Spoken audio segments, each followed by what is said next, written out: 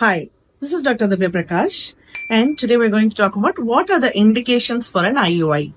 When a couple has tried for at least 6 to 7 cycles of ovulation induction with timed intercourse, அதாவது tablet போட்டு follicular study பண்ணி follicle 20 வரும்போது trigger தந்து ஒன்னா இருக்க ட்ரை பண்ணி கன்சீவ் ஆக முடியல 6 to 7 தடவை அப்படின்னா you can go for IUI. The other time is when there is an abnormal semen parameter. Sperm count கம்மியா இருக்கு இல்ல motility கம்மியா இருக்கு, morphology abnormal ஆகிருக்கு அப்படின்னா you can go for an IUI.